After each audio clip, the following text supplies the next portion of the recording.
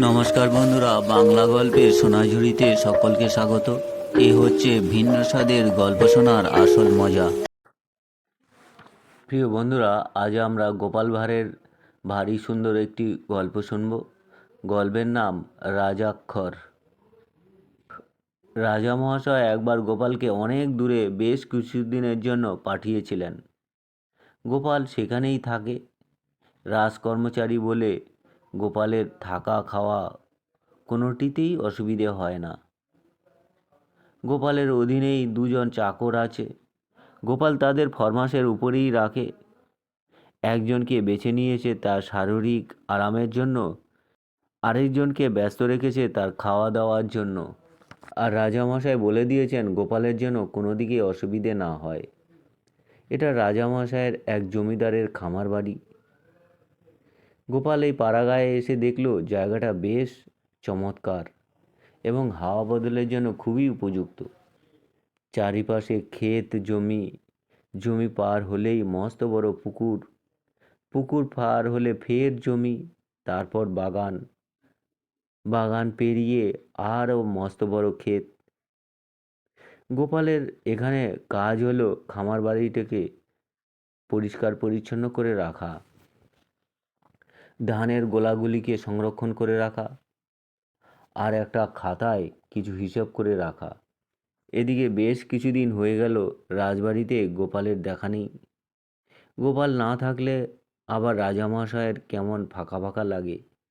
তাই তিনি একটা চিঠি লিখে একজনের হাত দিয়ে গোপালের কাছে পাঠালেন। গোপাল চিঠিটাকে পাত্তাই দিল না। পত্রবাহককে খুব করে খাইয়ে ঘুম পাড়িয়ে একদিন রেখে দিয়ে একটা চিঠি লিখে রাজামশায়ের কাছে পাঠিয়ে দিলেন। রাজামশাই মনের আবেগ টাবেগ দিয়ে কত সুন্দর করে চিঠি লিখেছিলেন। তার উত্তরে গোপাল লিখল মাত্র 2 লাইন। রাজামশাই তো 2 লাইন পড়েই গোপাল লিখেছে, হুজুর মার্জনা করিবেন আমাকে, আপনার চিঠির সমস্তটা বুঝতে পারিনি, আর সেই কারণেই আপনাকে আমার নিবেদন পুনর্বার লিখলে স্পষ্ট অক্ষরে লিখবেন, তাহলে আমি বুঝতে পারবো এবং খুবই উপকৃত হব। রাজামশাই গোপালের চিঠি পেয়ে ক্ষুণ্ণ হলেন, কিন্তু নিজের হস্তাক্ষরের জন্য বোধহয় কিঞ্চিত লজ্জিতও হলেন। সেই জন্য এবারে শুধু লিখলেন, চিঠি পড়তে তো কষ্ট হওয়ারই কথা, কারণ এখানে তো রসের কথা নেই, এখানে আছে শুধু কাজের কথা। এটা করিবে ওটা করিবে, এইসব তো তোমার ভালো লাগার কথা নয়, তবুও বলবো পড়বে।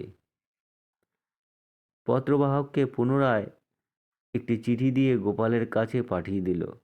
রাজামশাই এবারও গোপালের চিঠি পেয়ে অবাক হয়ে গেলেন। হুজুর মাফ করিবেন, এবারও আপনার হস্তাক্ষর আমি বুঝতে পারলাম না। আমি শুধু দেবাক্ষর পড়তে পারি, রাজাক্ষর যে দেবাক্ষরের নিচে, আমি পড়তে পারলাম না। আপনার সঙ্গে সাক্ষাৎ হলে আমার ঐকান্তিক বাসনা রইল আপনার নিকট হতে আমি রাজাক্ষর শিখিয়া লইব। এরপরে রাজামশাই আর চিঠি লিখলেন না। সত্যি কি আর এরপরে চিঠি লেখা যায়? মহারাজা গোপালের উপর একটু ক্ষুণ্ণ হলেও মনে মনে তার বুদ্ধির তারিফ না করে পারল না।